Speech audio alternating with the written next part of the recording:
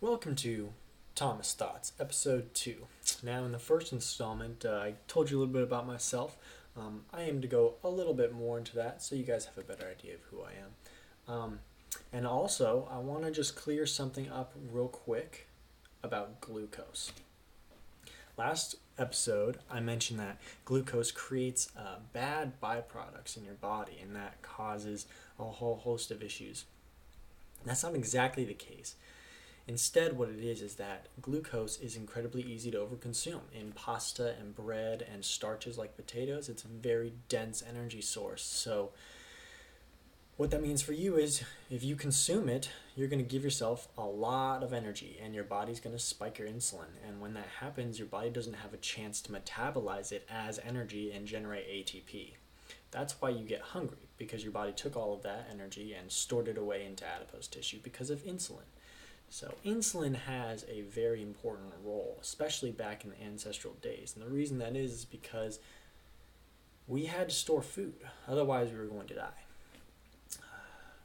Food was more scarce than it is now. Now you can go to any grocery store and then boom, got it. But we can't forget where we came from. We came from a very hostile upbringing, and we had to figure it out. And we did, because we're here now. So just know that insulin has a purpose. It's not an enemy, but it needs to be taken into account that with an abundance of glucose, we're overriding systems that have been inherent in our bodies for millennia. And we need to remember that when moving forward and thinking about our health as it pertains to us feeling good, our bodies feeling good, and moving forward unto life. So, moving forward, first and foremost, I really want to give a shout out to my buddy Ryan. Got this amazing mic, so these videos are going to have a lot better sound quality, so that's really great. Now, another thing I want to dive into real quickly is my morning routine.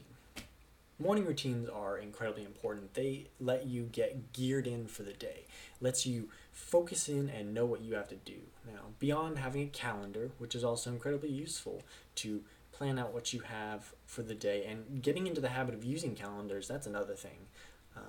But the best way that I found is definitely just to use expo markers and a whiteboard, because you can erase it really easily, low upkeep, changes all the time. So things can move around really simply instead of writing them down with pencil or whatever. Even on your phone, it's easier than that. Anyway, my morning routine, I wake up and the first thing I try to do is I try to get some sunlight. This is really important because ancestrally speaking, we wake up when the sun comes up and we go to sleep when the sun goes down. So if we wake up and expose ourselves to 15 minutes of sunlight, and the reason it's 15 minutes is because it takes 15 minutes to elicit a melanin response in your cells, which means that your body's going to create pigment to help absorb sunlight, or rather reflect it in some cases too. So 15 minutes of sunlight in the morning can really give you a very great boost to your day. It'll fire off a whole bunch of neurochemicals that'll really get you going. Getting that sunlight exposure first thing kind of sets your mind into gear. It's like, I'm awake now, what do we got to do? And that's really important. The second thing I do is I like to drink a cup of coffee. Mainly I limit myself to 1 cup of coffee a day. Now, caffeine is really great. It can be used as a exercise enhancer, helps you burn fatty tissues and also triglycerides in your blood. It actually enhances the metabolism of those. So I try to do 1 cup of coffee, and in my coffee, here's the key point here, I always put creatine. Creatine is incredibly important. It's right now under a lot of study, and the reason is because your body can turn creatine into ATP, which is adenosine triphosphate. So you have an adenosine, which is a nucleotide that's in your DNA. And then you have triphosphate, so there's 3 phosphate groups on there. The reason that there's the phosphate group is because they're high energy. When you break that bond, you release a lot of energy. That's how you get molecular movement as it pertains to molecular mechanics, stuff moving around your cells. All of it requires ATP. ATP is fundamentally important. And your body can synthesize it extremely easily with creatine. So I like to add creatine to my coffee. Now, among other things that creatine does, so it goes in, and yes, you can generate a lot of ATP, but here's a key point here, and we didn't really know this until recently, is that creatine can generate a bunch of ATP in your brain. Now, a lot of people don't know this, but your brain cells can replicate. Neurons don't, okay? But hippocampal neurons do. Now, your hippocampus is a small little piece inside your brain, kind of in the middle, and it's responsible for memories and learning. And that makes perfect sense. In order for you to learn and remember things, you need to have new neurons that are able to make new connections frequently, all the time. Creatine enhances the proliferation of hippocampal neurons. And that's really important. So you drink creatine every morning in your coffee, so now you have an appetite suppressant that'll push you through the evening. And then you have ATP being generated in your brain so that you have better memory recall. This is really of incredible importance because now we have more preventative measures and more tools at our disposal to make sure that we are functioning at our most optimal. So another thing I really want to talk about is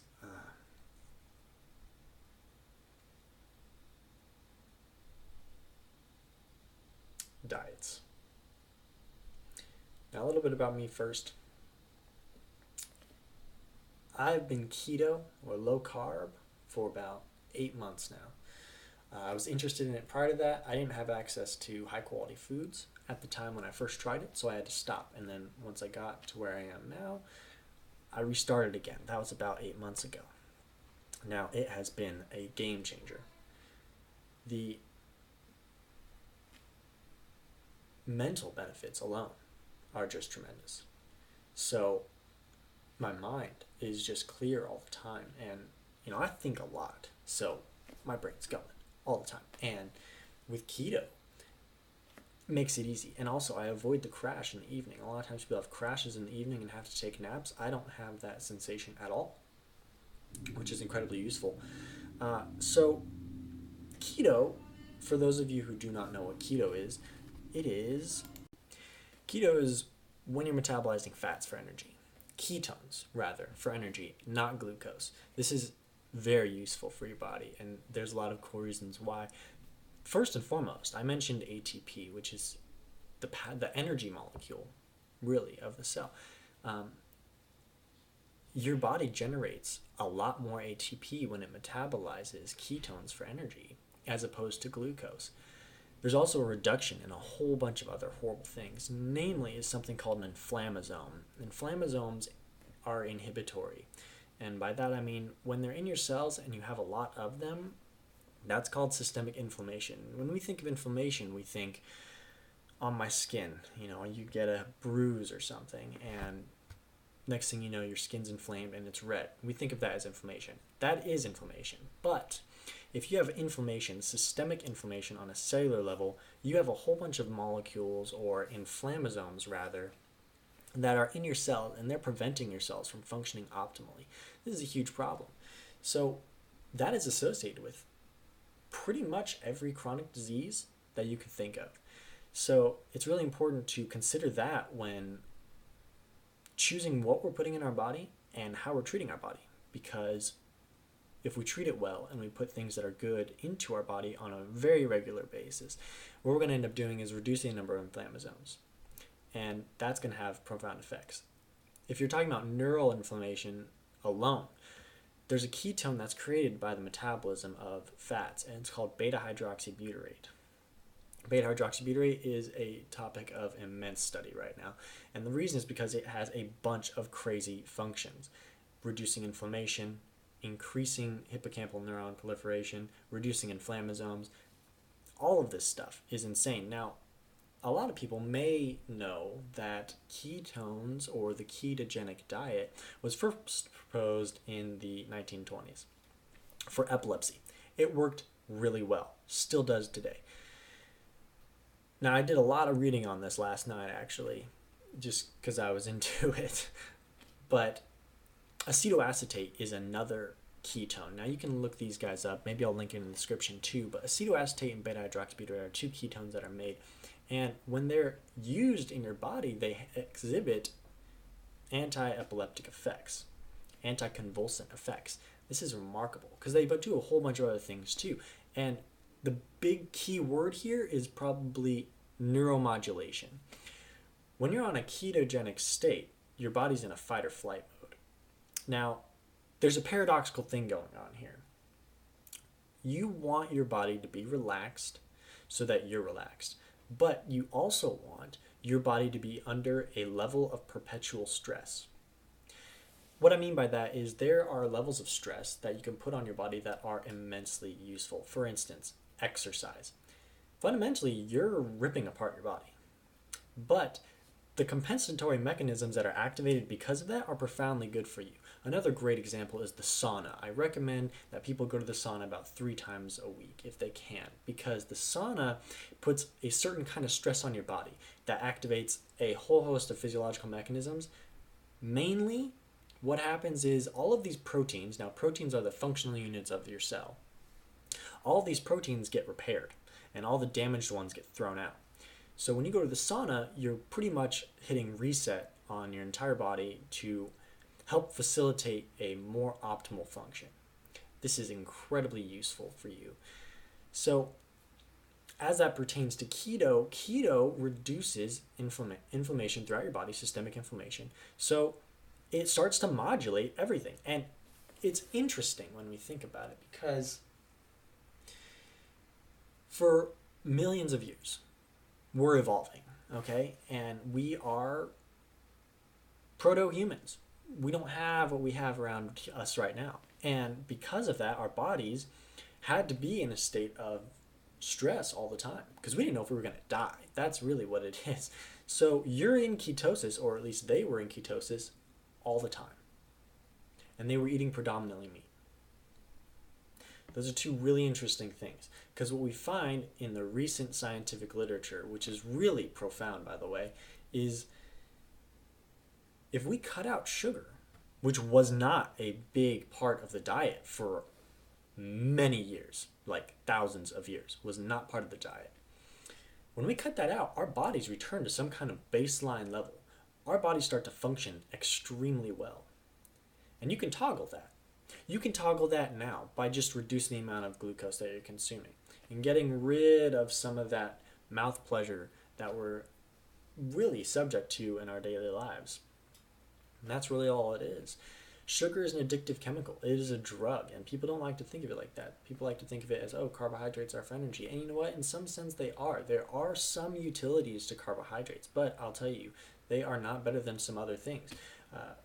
My example here is if you go and you work out and you activate all the muscles in your body, you can go and eat something carbohydrate dense, and your body will take that glucose that you just consumed and shuttle it into your muscles extremely fast. Now, the reason it does this is because it needs to replenish the glycogen reserves that are in your muscles, your muscle tissue. Now, once that glycogen, or glucose rather, is stored in your muscle, it's not going anywhere. It's staying in your muscle. It's going to be used in your muscle. That's it. So what's cool is if you work out and push yourself and eat a carbohydrate dense meal, you can mitigate an insulin response. So all of that glucose is now not going to be put into adipose tissue. It's going to be put into your muscle. So that's something good. Now, it's not the best, but it can be used that way. It can be used as an anabolic effect on your body.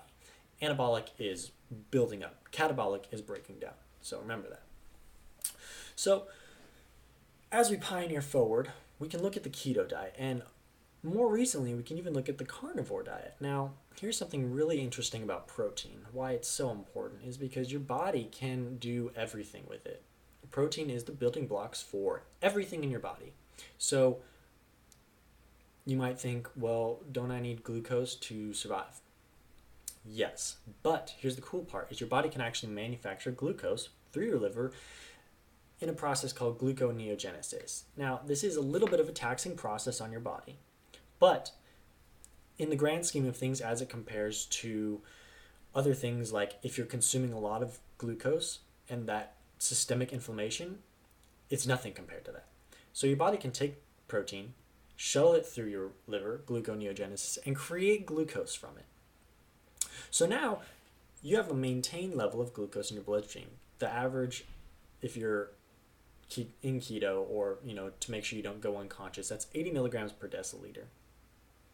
So if you're stable there and you're not eating any sugar, you're good to go, because now you're not having this inflammation promoting chemical throughout your body all the time, and you're mitigating insulin responses. Studies have indicated that the less insulin responses that you have going on throughout your life. That's a very good predictor of longevity. Insulin isn't necessarily a stressor exactly. It's just if you release it constantly, that's not a good thing. It's like anything else. It's like anything else. You don't want to overdo anything. You want to consume in moderation. So with that said, consuming in moderation, it's also really important to note here that caloric restriction is also intimately tied with longevity as well. So throughout our day, we might want to go and do the worst thing we can, and that is eat a whole bunch of carbohydrates multiple times per day. Just a whole bunch of them. When you do that, you get multiple insulin spikes throughout the day, and you're also consuming a lot of sugar. That's bad, because now all of that is going to be shuttled into adipose tissue. Adipose tissue is fats, just in case for those of you who did not know that. Adipose tissue builds up, and that's energy. You may not realize that's energy. So when people go keto, the first thing they talk about is losing weight. The reason that this is the case is because you're metabolizing fats. Now, if you have a lot of adipose tissue on you, what's really cool is you can actually consume a lot less food, and your body will actually start to use the adipose tissue that you have for energy. So here's where it gets incredibly interesting. Now, your body is a very complex machine, but it is a machine and it does want to function optimally. So you need to keep that in mind. If you are morbidly obese, we're talking like 350 pounds or something that is unhealthy, what you can do is do something called a water fast. Now, oftentimes, if you're not well versed in health or biology or anything like that, you're going to want to be medically supervised, because things can go wrong. Bodies can be unpredictable, especially when variables like that are thrown at them. So if you are well versed in health and nutrition, or if you decide that you want to go do your own research and try to figure it out for yourself, then I encourage you to do that, because if you are morbidly obese, you can actually do a water fast. Now, what this is going to do is going to put you into ketosis, and you're going to be metabolizing fats. If you're like 400 pounds, you can do this for a long time.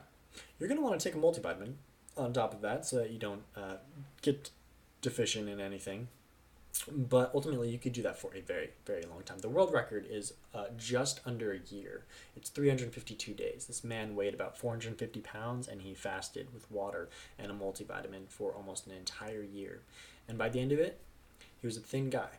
Here's, in my opinion, the coolest part about this whole glucose-ketone dichotomy. It is that when you consume ketones, when you utilize ketones, instead of glucose, you're fundamentally changing the way that your body metabolizes energy. On a very small cellular level, probably even on the molecular level, actually, you're changing the way that your body operates, which means that you're expressing different genes. This to me is the coolest part. Because people will go out and they'll exercise and they'll eat a Mediterranean diet, and they won't lose that much weight. And then once they finally get to the target weight and they kind of cool a little bit, they're like, I'm good. They start gaining weight back almost instantly. The reason is because they're not changing the way that their body's metabolizing energy. It's doing it the exact same way they've been doing it for their whole life. Why is there a reason to change? Exercise is not as intimately tied to weight loss as previously imagined. You can work out a lot, but what you're doing is you're going to burn your glycogen reserves first. Once that's completed, then you start metabolizing fats. So it's like a secondary response. That's how it works. That's how you lose weight when you exercise. The alternative is to stop consuming glucose altogether. When that happens, your body switches over to ketones automatically. This is preferable, if I have not already mentioned that. So by changing the way that your body fundamentally metabolizes its energy and gets its energy source, what you can end up doing is consuming less food, because there's this hormone called leptin. Leptin is responsible for your appetite. It's intimately tied with your appetite. Same with ghrelin. One's inhibitory, one's excitatory.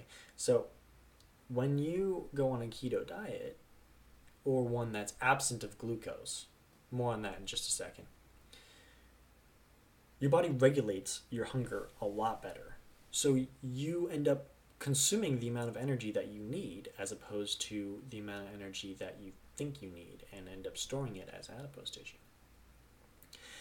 So the reason I say absent of glucose is because a lot of people like to say the keto diet.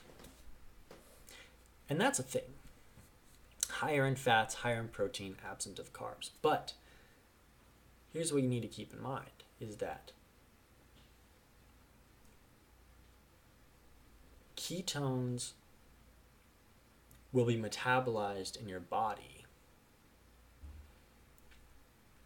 when you stop eating glucose, surely. But that can happen through other ways. So the keto diet is a easy way of saying, hey, you're going to create ketones. But it's important to remember that as long as you're creating ketones and you're in a ketogenic state, then you're still technically keto. So you don't even necessarily have to follow a ketogenic diet. For instance, here's the example here. Now I've been keto for a while. I can eat a decent amount of carbohydrates and still stay in ketosis. I can break the paradigm here, or the program rather. I can break that. I can drive off a little bit, and I'll still stay in ketosis. That's a really important point because it takes us out of this labeling mechanism. Now it's not just a label. It's not a thing, oh, I can't eat this, I can't eat that. I don't know, it's so confusing. It's like, no. Step back. All you need to know is you can metabolize ketones or you can metabolize glucose. In order to dictate which one, it's simple. Couple factors here. Number one, if you are obese, you can metabolize fats really easily if you just simply stop eating carbohydrates, or for that matter, if you stop eating anything. Secondly, if you consume glucose, your body, it's a drug, man, fires off a ton of dopamine. Now I've been, like I said, again, I've been keto for a while, and I can tell, like sometimes I'll just eat one thing that has glucose, and I will feel it almost instantly. My brain kicks on. I can feel the dopamine running through my mind. It's unbelievable. And it's a drug. So keep that in mind. You can either metabolize ketones or you can either metabolize glucose. So you can stop consuming glucose and you'll burn ketones. Your body's a machine. It wants to function optimally. You have to give the tools to do that. You also can manipulate it in very interesting ways. Another thing I really want to talk about here is the carnivore diet. More recently, so I've been keto for a long time, more recently, about in the past month and a half or so, I've been experimenting with that, eating predominantly protein. Now, I don't only eat protein. I also really enjoy yogurt. Always go for whole milk yogurt or whole milk in general. The fats that are in there are incredibly useful for you. Anything with low fat, just as a side note real quick, do not purchase it. It is poison. All of it. Anything that's low fat. Realize it goes through a chemical process, for one. So for those of you that are anti-processing, it goes through a chemical process to get rid of the fats. Second to that, what do they replace the fats with? Because the fats are flavorful. They're replaced with sugar. So anything that's low fat is going to have, one, less fat, obviously, and two, more sugar. Why are you going to do that to yourself? So always go whole milk, plain. Do not get flavored, because all that means is more sugar. So flavor it yourself. This is what I do. Get my whole plain yogurt, put blueberries, and get some hemp seeds. Now I put hemp seeds or walnuts in there. Great source of fats. Hemp seeds are a superfood. Very, very, very good for you. So blueberries as well. I throw blueberries in there because blueberries are one of the few fruits that I eat. I don't eat a lot of fruits because they're high in sugar, but blueberries are very low in sugar, but also contain some really great phytochemicals. I don't know the name of them off the top of my head. I just know that's the case. So I eat my yogurt with my blueberries, with my hemp seeds, and since, I'm largely in control of when I'm hungry, not when I'm hungry, but I know when I should eat something. I could go a very long time without eating and then have this yogurt thing for a snack, and that'll push me to dinner. And at dinner, I eat a ton of meat, a ton of protein. I've effectively replaced all my carbohydrates with protein. This is incredibly beneficial. I feel great. My mind is clear. My body is great. Now, I'm only 23 years old. A lot of you might be like, what? You're 23. Of course your body's okay. That's the case, but I just can't convey to you enough. I was for a long time not keto, just like most people. And the difference, even at my age, is just stark. It's incredible. And then also it'll have a lot more control over emotions. Not so unstable. All these thoughts that, pop into your head and trip you out. They don't disappear, but it's like, whoa, a little more clarity. That's not necessary. Let's focus on what we need to focus on. And a lot of that comes with mindset too, which is actually something else I really wanted to talk about today and get to, is mindset and perspective. So if you guys have any questions about nutrition, the keto diet, carnivore, don't hesitate to let me know in the comments and I'll answer them. Moving forward, perspective, mindset. We get in our own way all the time. For me, it's helped me a lot to recognize one really critical thing, and that is that there are a lot of perspectives out there. We're talking about an infinity pool of perspectives. Any situation that you're going to be in, there are a bunch of ways that you can look at it, depending on who you are, your experiences through life. And it's really important, at least from where I stand, to understand that you're not going to have all of these perspectives, but someone else might have something that you don't. Especially when you're dealing with interpersonal issues. Because if I'm dealing with someone on an interpersonal level and they see a situation completely different than I need to be aware that that might be the case. Now, it's important at this point to know sometimes convincing people of your point of view gets us into a lot of trouble. Politics is the first thing that comes to mind. So, in my life, I've found something that helps me a lot is just merger of solution. And so they have a solution and you have a solution, and clearly you're differing on how it should end up. So here's where it gets really interesting, is you have to let go of your ego. You need to step back and say, I'm going to lose a little bit here, but I'm also going to gain a lot more. How are you going to gain a lot more? Well, number one, you're going to gain a mutually beneficial solution, hopefully. But second to that, you're also going to keep a stable relationship with whoever this person is. It gets more difficult the more people you add, obviously, but the main point here is perspective and mindset. Perspectives are important. There are a bunch of them. And understand that they can change. This is really interesting because as we walk through life, normally we're very quick to judge.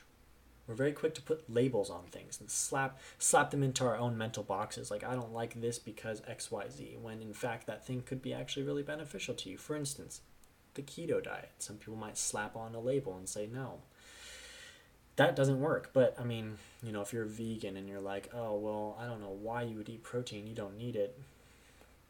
They can come up with whatever they want. It's not really how it works. So I digress. Point is, a lot of different ways to look at things. So just remember, your way is not the right way. My way is not the right way. Their way is not the right way. It is all connected. They can all be put together to create something greater. Now, there's a distribution here. It's a bell curve. There are some perspectives that are bad, cataclysmically bad. There are some perspectives that are ultimately good. Those are very few.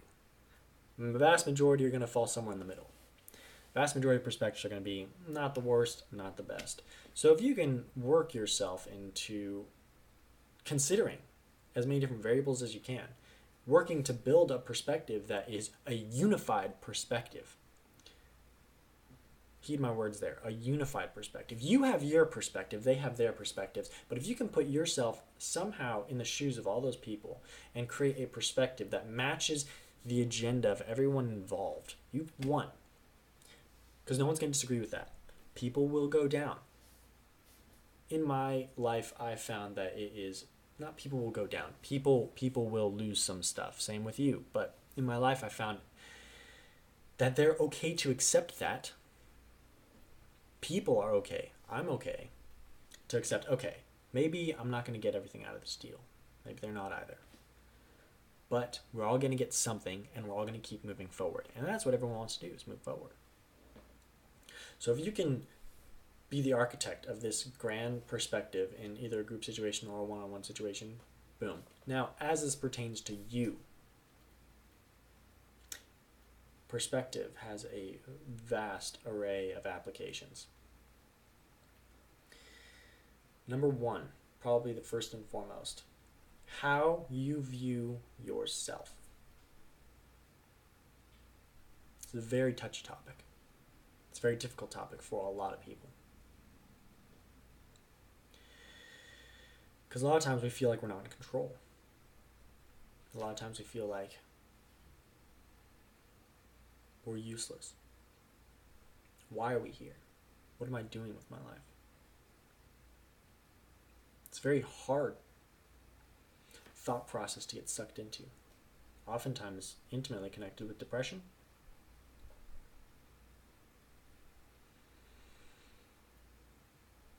It's very important to consider one thing, is that you can change your perspective. You can't change who you are. You can't change how other people view you. You can change your circumstances over time. But one thing that you can change right now is your perspective. Like I said earlier, there is a pool of infinity full of perspectives. Hundreds of thousands of trillions, 10 to the 100 ways that you could view your life. Some of them are going to be horribly bad. Some of them are going to be ultimately great, good, the best thing. A lot of them are going to fall in the middle. Now, I think a lot. Hence the reason that this podcast is called Thomas Thoughts. So I try to put myself in the seat of a vast array of perspectives. So many. And sometimes that gets me into trouble in my own mind. Because there are ones that are just viral. And they just suck you down and drag you to the pit. And it happens. But, you don't learn anything unless you travel to the pit every now and again. Which sucks, but it's the case. Especially in a modern society like this, when we have ultimate comfort, ultimate stability, and really nothing to worry about on a regular basis as it pertains to us dying. So with that, we have this open space in our head, and a lot of people get depressed.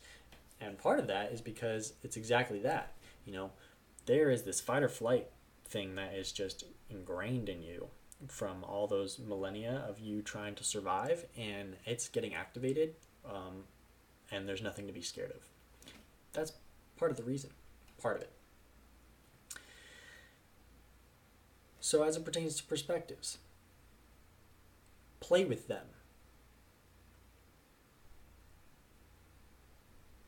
Here's something really interesting that I found out. It's that you're not going to change who you are. That's what I was afraid of. I was afraid that I was going to step through this doorway, and the next thing I knew, I was going to be someone different. And that kind of was a daunting thing. We don't want to lose the only thing that we know is real, which is ourselves. We don't want to lose that, our mind. We don't want to lose that. You won't. You'll gain perspective.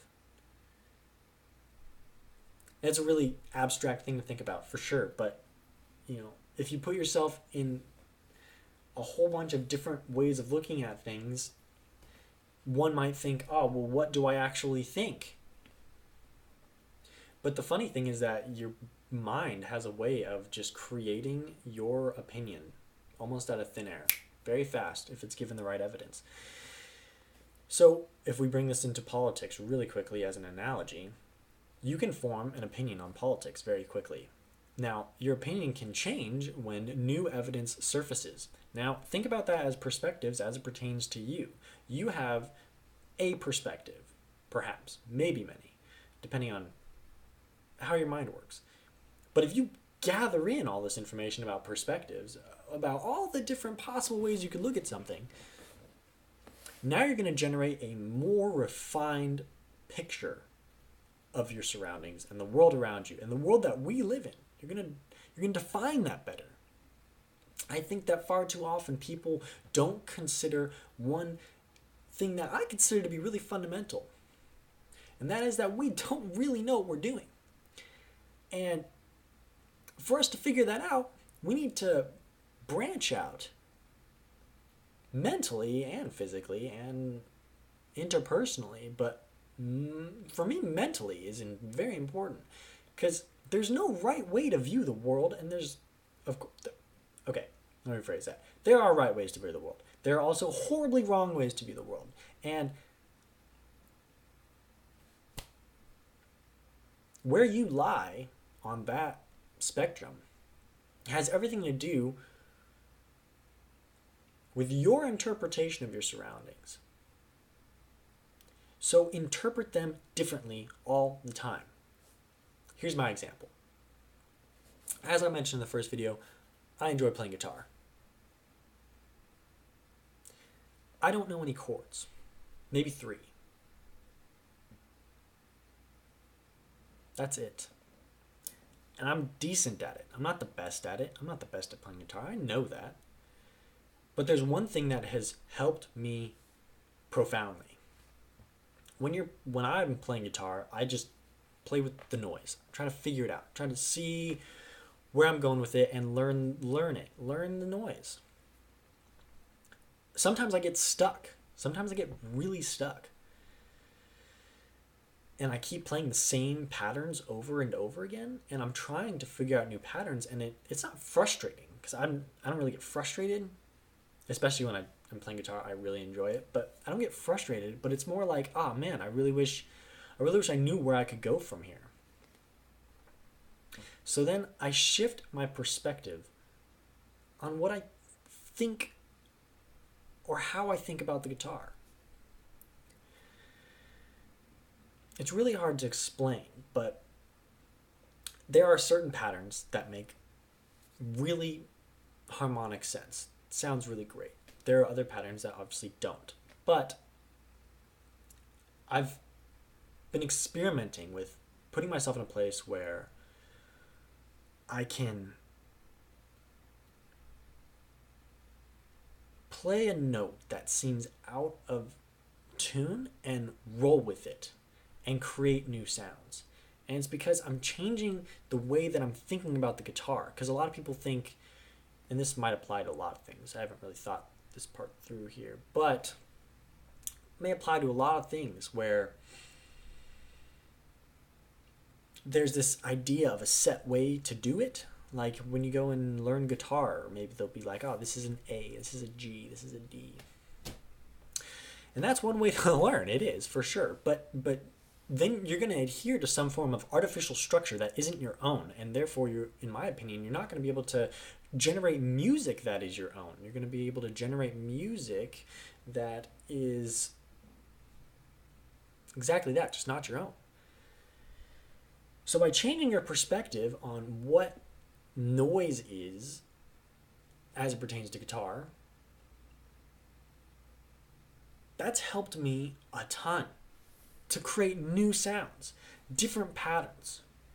And that's how I've gotten better, is because I'll play a tune and it'll be repetitive, and I will say you're not playing that pattern anymore. You're going to play something that either sounds like garbage or sounds great, and you're going to learn something. But if you play that again, I don't actually say that to myself, but it's because I'll play it again. But you got to change the way that you look at the world around you. Don't be afraid to do it. Don't be afraid to do it. Don't be afraid to change your perspective on anything. Or rather, what's more important is don't be afraid to change your perspective.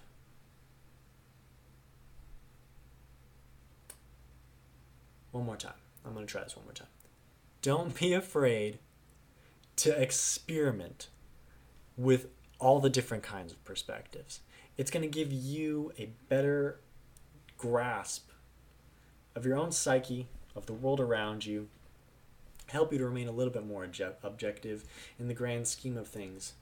There's so many different ways to look at something, and we get caught up so easily in one way or two ways, and we ground ourselves in that. Maybe because it's comfortable, maybe because it's stable, maybe because it's predictable, and we don't have to think about it anymore. I urge you to go out there, experiment with perspective, experiment with all the different ways that there are to look at things. Like, I'll give you one to start. You go outside and you look up at the sky. Obviously, there's the sun. A lot of us take that for granted, for the record. And then there's the clouds, and the sky's blue. Generally pretty beautiful. Nature's a great thing. But if you're able to sit back, see the moon, if it's in the sky, that's great. Understand where the sun is, and understand where Earth is. And imagine the solar system as it pertains to where you are in it. That's one perspective that is just great to play with, because it allows you to put yourself in the seat of a solar system in motion. It takes you a little bit out of yourself. Humbles you. Because you look up and the sun is a giant, big-ass ball of fire. It's a ball of fire.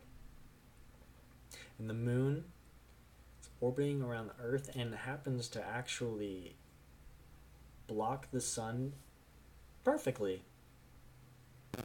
Which is weird. I'm not a conspiracy theorist, so that's weird. So then you have this giant solar system in motion. And that's one perspective. That's one way of looking at your position in the solar system. That's one way of looking at the solar system. So I guess when it comes to testing out your own perspectives, your own different, vast ways of looking at the world,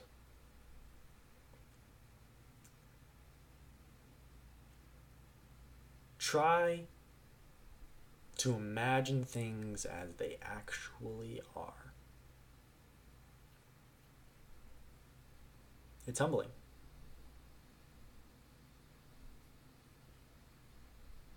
Another great example, real quickly, is lightning and thunder. These are just naturally occurring phenomenon, and of course we understand how they work. But if you conceptualize it and really think about it, it's just as miraculous as life itself that something like that can happen. That rain can fall from the sky.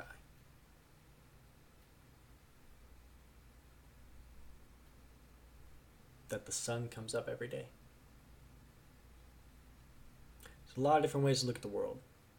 Choose the one that suits you best. If you're in the trenches, I'm sure some of you are,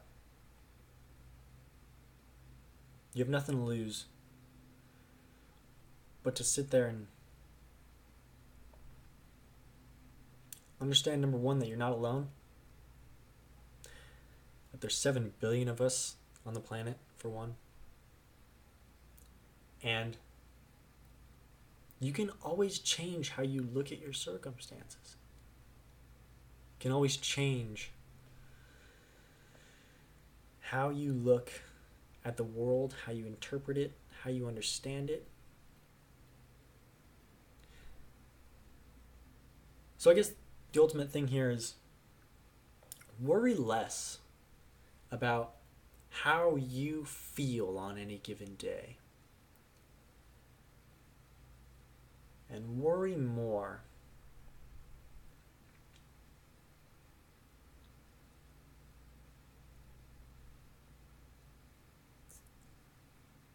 about how you're looking at the way you feel every day.